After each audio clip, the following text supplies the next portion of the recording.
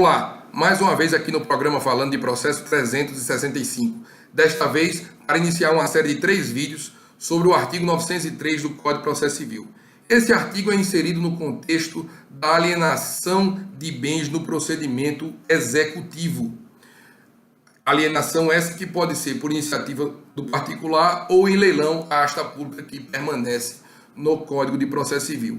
Antes disso, é preciso pontuar algo sobre a natureza jurídica da alienação, mais especificamente sobre a arrematação. A meu ver, eu venho dizendo isso há algum tempo, a arrematação tem uma dupla face. A primeira face é uma face negocial. Trata-se de um negócio jurídico bilateral consistente num acordo de transmissão do bem, de um lado pelo Estado que dispõe desse bem, de outro lado pelo chamado arrematante, que em verdade é o adquirente do bem. Negócio jurídico bilateral de direito público, sem natureza contratual, sem ser, por exemplo, uma venda do bem e muito menos de viés privatístico. Isso que a doutrina de há muito fala. Ponte Miranda, por exemplo, desde o Código de 39, ele referenda essa ideia, fazendo alusão ao pioneirismo de Francisco de Paula Batista, que desde a segunda metade do século XIX defende isso, muito antes de essa compreensão ter sido estabelecida na doutrina estrangeira. Agora, há uma segunda face da arrematação, que é uma face decisional. Trata-se de uma decisão porque é algo que pode, ou melhor, que é imposto ao executado. O executado sofre as consequências do ato. Sofre pela atuação do Estado. É um ato de império. Com a penhora, o Estado toma para si o poder de dispor. Ele ainda não expropria o bem, algo que só vai fazer com a arrematação, mas ele toma para si o poder de dispor. Ele meio que assim diz ao executado: como você não dispõe de seus bens para pagar suas dívidas, eu no seu lugar, ao penhorar o bem, vou tomar para mim o poder de dispor e vou aliená-lo para fins de obter dinheiro para o pagamento das dívidas. A arrematação é uma das tantas decisões que se profere no curso do procedimento executivo. Decisões essas que se dão de forma sucessiva, ou seja, a pretensão de direito material, ela vai sendo satisfeita de forma paulatina, sucessivamente. Sequer essa decisão de arrematação é a última, é a que satisfaz mesmo o crédito exequendo, porque o máximo que vai se ter é dinheiro depositado e isso ainda não satisfaz. Tanto que após isso, há a problemática em torno da satisfação do crédito. É importante, além de tudo, entender essa natureza decisional, porque se trata de um ato recorrível. E, se for o caso, após o trânsito julgado, rescindível, embora, particularmente, eu entenda que vai faltar interesse na ação rescisória, já que se tem a possibilidade de uma ação menos drástica que a ação autônoma prevista no parágrafo 4º do próprio artigo 903. Pois bem, feita essa breve introdução, analisando rapidamente a natureza jurídica do ato de arrematação, passo à análise do artigo 903 em si. Ele trata da chamada perfectibilidade da arrematação e ele corresponde ao que se tinha no Código Velho, o artigo 694. Perfectibilidade de que modo? Uma vez lavrado o auto, e esse auto é assinado pelo juiz, isso bem denota aquela natureza decisional, a arrematação se considera perfeita, acabada e retratável. O auto, além de ser o documento, a fonte da prova, o mecanismo de prova, é o mecanismo que possibilita que a arrematação torne-se um ato jurídico. É o mecanismo formal mínimo dela.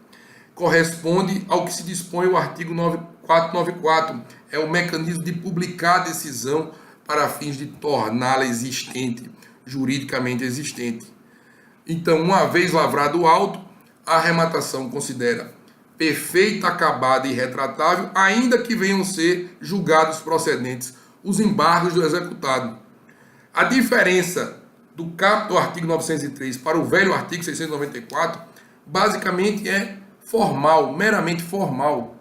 Porque o Código Velho só falava em embargos executados porque se falava em embargos de primeira fase e embargos de segunda fase, que eram exatamente aqueles velhos embargos à arrematação, conforme o caso, a adjudicação. O Código Novo acabou com esses embargos de segunda fase e estabeleceu a ação autônoma do parágrafo 4º em seu lugar. Essa ação autônoma faz, portanto, as vezes dos velhos embargos à arrematação. E aí ele vai e diz, o artigo 903 caput, mesmo que venham a ser julgados os procedentes, os embargos do executado ou a ação autônoma. E aí muitos entendem que a arrematação fica imune a qualquer vicissitude, e não é isso. A arrematação é desfazível, já o era desde antes, principalmente com a alteração de 2006, e continua sendo. Ela é desfazível basicamente em 3 hipóteses. A primeira hipótese é o problema de vícios, mas são vícios relativos ao procedimento de alienação e não ao procedimento de execução como um todo. Procedimento de alienação que começa com a decisão do juiz, fundada na escolha pelo exequente do meio expropriativo a ser adotado. Essa decisão vai culminar com a lavratura do auto. Então, qualquer vício referente a esse procedimento, como, por exemplo, não publicação do edital, irregularidade do edital, parcialidade do leiloeiro, contamina o ato de arrematação. Um desses vícios é o conhecido preço vil, que continua a ser previsto e continua a ser causa de nulidade da arrematação. Há sim nulidade de arrematação que pode ser alegada pelos meios hábeis e que vai ocasionar o desfazimento, inclusive o preço vil. O que acontece com o preço vil é que, por uma questão de equidade, de melhor adequação ao problema, em vez de se nulificar de plano em sendo constatado o preço vil, condena-se o arrematante, que é o réu, nesse caso, dessa impugnação à arrematação, a complementar o valor. Condena-se porque ele agiu ilicitamente. Condena-se e exorta-se o arrematante a complementar, sob pena de nulificar. As pessoas entendem que, por essa complementação ser aquilo que é prioritário, não haveria vício no preço vil, contaminando a arrematação. Assim, o problema é que se funda, muitas vezes, o raciocínio em questões a priorísticas, como se todo vício, metonimicamente, como se toda nulidade levasse necessariamente à nulificação, desfazimento do ato, e não é isso. Nós temos aqui um exemplo muito bom. Condena-se a complementar sob pena de não fazendo nulidade. A segunda hipótese de desfazimento é o desfazimento por resolução. Resolução por inadimplemento. Caso o adquirente não venha pagar, não venha prestar caução no momento adequado, conforme o código, no momento na forma adequada, conforme o código estabelece. Aí ela vai se resolver, velha resolução por inadimplemento. A terceira hipótese de desfazimento é por revogação, ou seja, quando, nas hipóteses do parágrafo 5º do artigo 903, o adquirente desistir, e a desistência é uma revogação. Desistir, ele revoga, retira a manifestação de vontade, e isso bem denota aquela primeira face, a face negocial da arrematação. O sistema permite a revogação naquelas hipóteses estabelecidas. Além disso, a arrematação pode se considerar ineficaz. Pode se considerar ineficaz caso aqueles sujeitos mencionados no artigo 804 não sejam regularmente cientificados.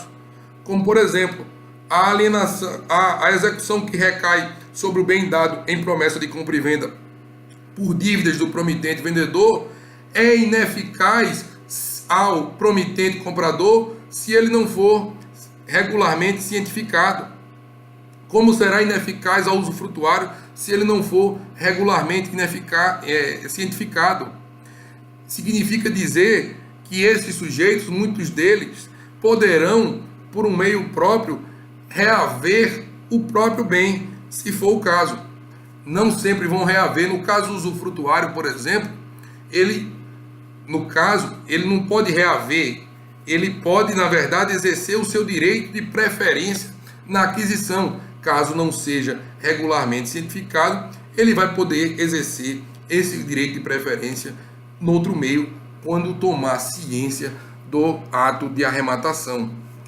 Então, essa perfectibilidade, ela tem exceções, que eu acabei de dizer. Nós não podemos querer a fórceps blindar a arrematação, blindar o arrematante de qualquer coisa. O sistema não é assim.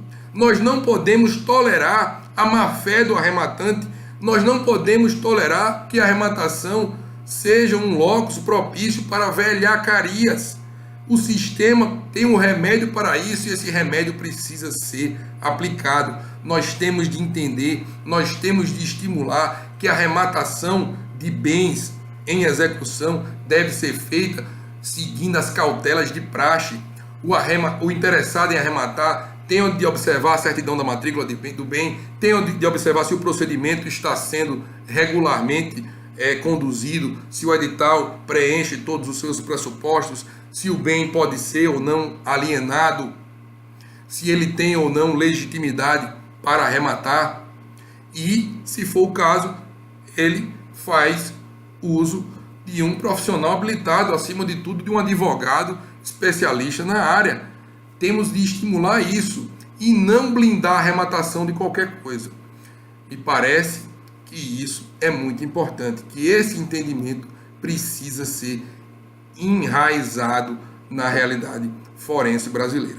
Pois bem, no próximo vídeo eu irei analisar a problemática do terceiro que, estranho por completo a execução, sofre a arrematação de um bem seu.